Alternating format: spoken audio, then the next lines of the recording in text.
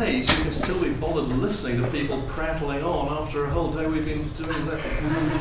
I'm amazed. Anyway, yeah, this is about the book I've written and is coming out later. So you're just getting a précis of this book, really, which is called, as was said, it's called, what's it called? A Wealth of Insights, Humanist Thoughts into the Enlightenment. And it's really interesting just to see what a movable feast a word like humanism is. And I just put a rough intellectual pedigree of the term. What's interesting about a word like humanism is that we can see that the people have been acting, thinking and behaving humanistically for 2,500 years, and they've been doing it in several continents, but we've only actually had the word humanism since 1808. It's a very new word for a very old idea, which is really interesting. Now, the only pedigree that I've worked up here is the pedigree, the European pedigree, but in the book that I've written, I've got a whole chapter on Chinese humanism, on Indian humanism, on African humanism, humanism in the Middle East, Christian humanism, as well as sort of the better known, I suppose, Anglo-American North Atlantic version. What's fascinating to me about a word like humanism is it is, I think, one of the most transnational of terms. Its critics often say that the problem with humanism is it's so damned vague. The more I see of it, the more that seems to be a strength of it. Because it's not pretending to be a creed, it's not pretending to be a set of commandments. We've got enough of those, we don't really need any more. The vagueness of it is part of the deal of being genuinely interdisciplinary and genuinely transcultural. So anyway, just go through the Western pedigree. The Greeks had this wonderful term, paideia. Classicists here will know it better than I. And it's talking basically of education for responsible citizenship. That was basically what it meant. And it involved a unified and systematic account of knowledge, and it provided a technique for reading and disputation. All these things that are the core, of course, of a university education 2,500 years later. It valued the qualities of persuasion and leadership and taking on leadership roles in society. So education for responsible citizenship. That was the core idea behind ancient Greek Athenian thinking. Well, Athenian thinking, not Sparta obviously, but so paideia was the humanist ideal from ancient Greece, which Aulus Gellius in his book Attic Nights, we don't know when it was published, sometime 3rd century of the Common Era, was the one. He was the first one to translate that into humanista, into giving it its Latin flavour, and he was specifically trying to do that too. He knew the word paideia, he knew its Greek uses, and he was looking for that word. So when we talk casually about the Greek influence through to Rome and so on, this is a lovely practical, down on the street example of how a significant Greek concept and ideal was transferred into Roman usage. And it was used by the Stoics, the Stoic lawyers, who were part or instrumental of some of the finest humanitarian legislation in Rome, were thinking in these terms, and once it became available to them through Aulus Gellius, were using it specifically in this term. Things like the Roman legislation against slavery and all of these things were done in this line. Yes, Romans kept slavery, but they had a way of mitigating the severity that owners could legitimately work against their slaves, and so on, that sort of thing. But the term fell out of use and was picked up again by the Renaissance. You know about the Renaissance coming with the Greek works coming from the shattering and decaying Byzantines into Italy, and as we're now understanding more of, the scholarship is telling us about the importance of Cordoba, Muslim Cordoba in Spain, after that library, which seems to have been as prominent as the Alexandria library. Once that fell into decay, those books coming to Italy, and the incredible intellectual efflorescence that we call the Renaissance, one of the things that was happening then was the rediscovery of the term humanista. Although it was only in the 19th century that historians talked about Renaissance humanism, because of course that word wasn't available. As far as we know, in 1589 is when people start talking about humanist as an adjective. Now, of course, it does not mean the commonly associated name of somebody who is anti-religious, which is not what humanism is about anyway. It's never been wholly about that. But it was about people who questioned the standard ecclesiastical line, and so said that the unthinking acceptance of the church dogma is not the finest way of behaving intellectually. They were saying that, and they were coming back to largely theistic conclusions from that. So Renaissance humanism was generally theistic, but it was humanistic in the sense of it was not prepared just to take as rote the accepted dogmas of the day. Humanism, as I've said, came up, the word was actually coined in 1808 by a German, Friedrich Emanuel Niethammer. Germany during the Napoleonic occupation, right? So they're getting all these fabulous French ideas, but there's also this German thing going on where they're looking toward, hey, these are French ideas, we're Germans, you know, what's going on here? And the beginning of a sense of being German, because as you know, the historians here will know that Germany in 1808 is a geographical expression, it's not a political one. So Friedrich Emanuel Niethammer was looking for a word that he was actually using it in an educational context. In Bavaria, where he lived, you had on the one hand the reactionary Catholic education of the day, which understood education simply as do what I bloody well tell you because God agrees with me. And you had the radical education of Rousseau and people like this who were saying that it's all about the experience of the individual who must run free and blah, blah, blah, all that sort of stuff. What Niethammer was looking for was a way between the middle, a way to retain the benefits of the Catholic education, its high educational standards, its accent on correct behavior and so on, while also looking at the radicals, they were called philanthropists, and looking at their more experimental, their less anally retentive style of education, and incorporating that into one new way to educate the new generation of Germany. So, imbued with the French ideals, but doing that in Germany. And there's a wonderful transnational flavour to that. So he came up with the word humanism from his readings from the Renaissance. Now, to cut this really short, that Niethammer died, and the Napoleonic Revolution was wound back, and you had that half century of conservative reaction. And the word was picked up again by the historians, Jacob Burckhardt, Anton Voigt, and these people, and later the Englishman, Simons, who was writing about the Renaissance. But now they had this word humanism. So they were the ones that started talking about Renaissance humanism. But they were talking about it in terms of inculcating the general values, and they knew about paideia. So they were talking about inculcating the values of paideia, responsible citizenship, looking toward being an autonomous individual, but working within the confines of our society, looking to improving the society, not just a mindless rebellion against everything, but a creative working with and questioning of. So that was how humanism as an idea was happening in the 19th century, but again it kind of died a death there, as it did with Niethammer. So you had this generation of Renaissance humanist historians in the 19th century.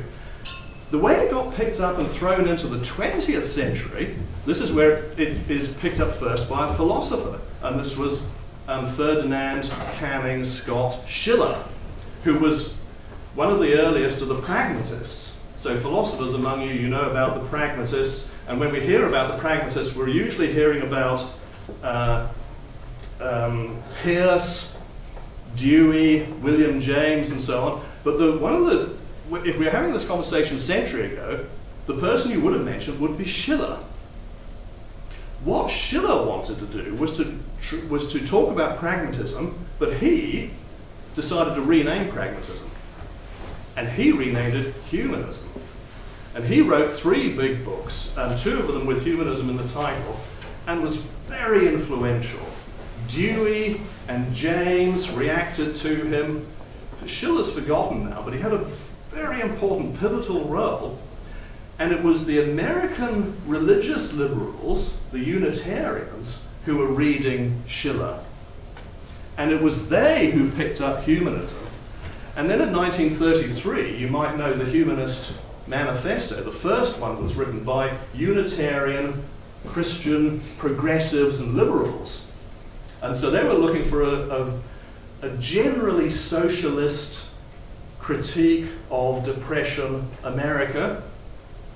They were looking toward humanizing God by understanding God as, in a Feuerbachian sense, as a projection of our humanity. And so the more humane we are, the more we can manifest God. It's not a thing of a hairy thunderer up there, it's a manifestation within us. That's the American religious humanist line of it. I'm giving you the seriously cut down version of this, as you can imagine. One of the other critiques of that came from the now burgeoning Marxists. Marx, in his early writings, had talked about humanism, but he talked about communism as the next step. Because, as you know, with Marxism, he says that it begins with the criticism of religion, but what do you do once you've done that? You then have to build a society on scientific lines, understanding properly the dialectic of history. So in the 1920s, you got the first lot of people starting to talk about scientific humanism. That had a very interesting career, scientific humanism, because the 2 main Marxists of the century, in terms of their longevity, were Stalin and Mao, and both of them were specifically hostile to the term humanism. And part of their persecutions were among the intellectuals who spoke of humanism. They hated the idea. Mao made a point of likening, when Mao had his anti-Confucius campaign in the 70s, part of his gripe against Confucius was his humanism. And Stalin made a point of banning all the early Marxist writings, the economic manuscripts and those early ones. They weren't published over a very long time because Stalin was really dark about them.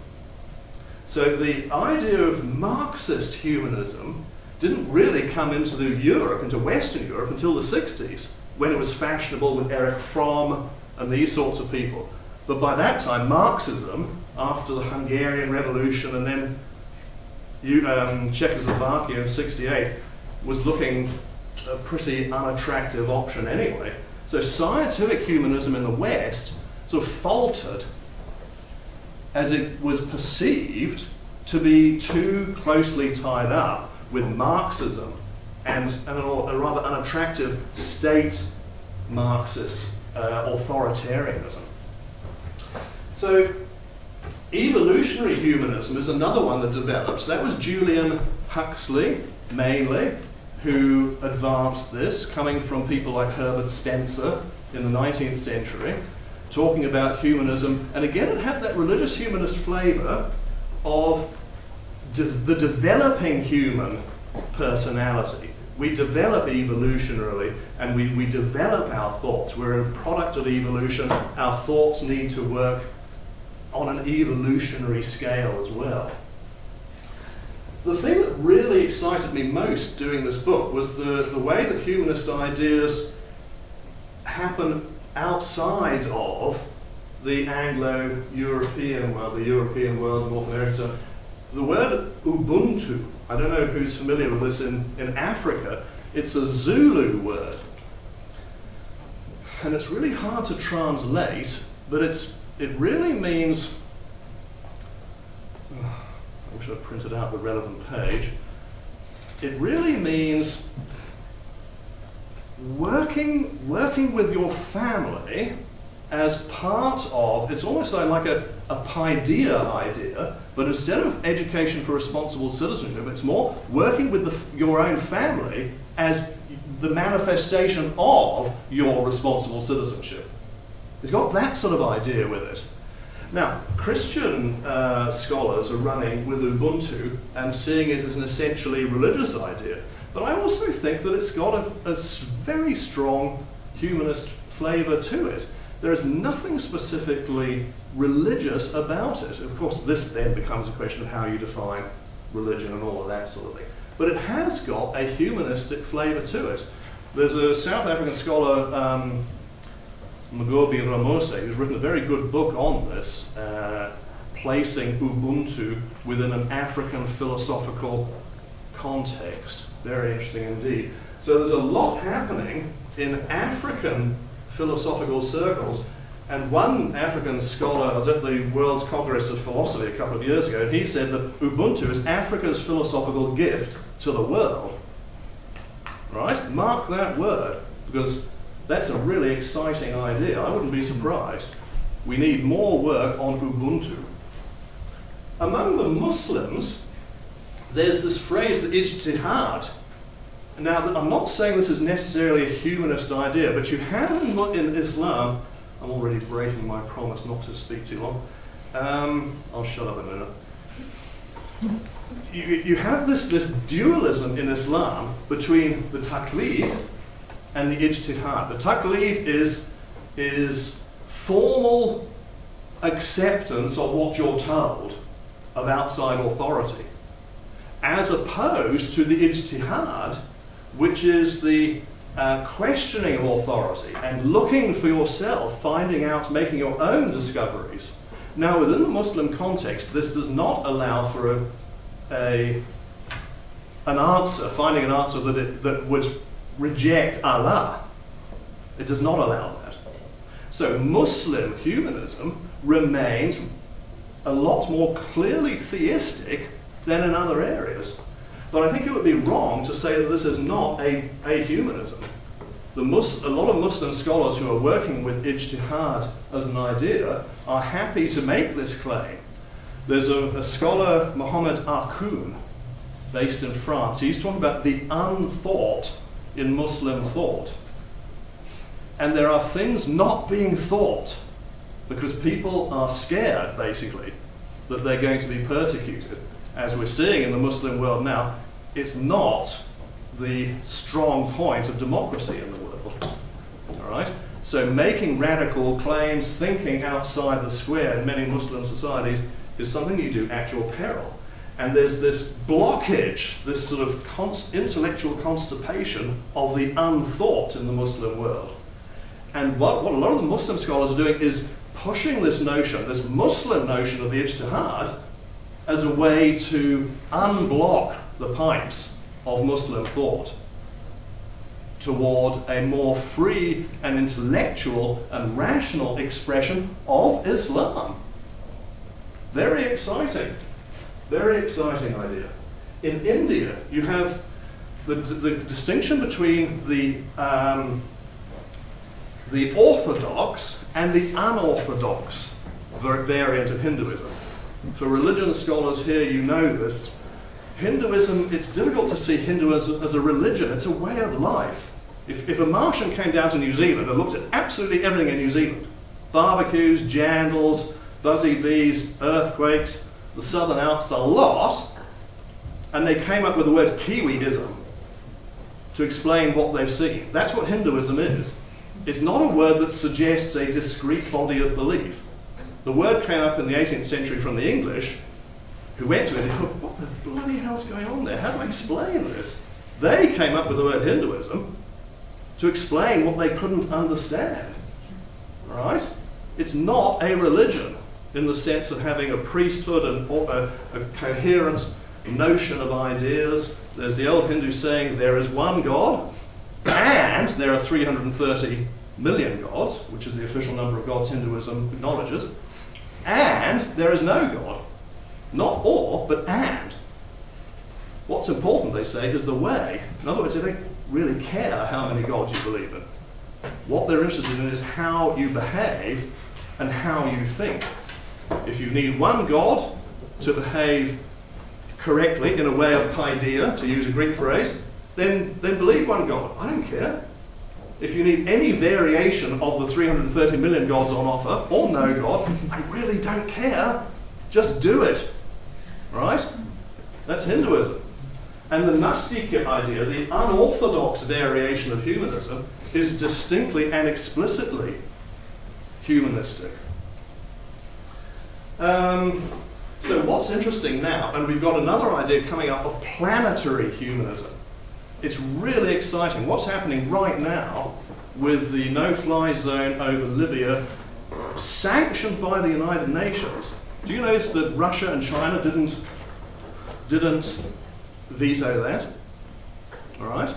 So we've got a developing corpus of international law. Yes, it's inconsistent. Yes, there's this and that and this and that. But don't confuse the wood for the trees. What we've got is a developing body of international law. And we have a possibility here of, under United Nations sanction, a murderous tyrant like Gaddafi being brought to justice. This is a good thing. Right? We live in exciting times. And this development of international law and the way that we are now beginning to apply it, yes, inconsistent, all of that. Yes, there's an imperialist element to it. It can be criticized for that.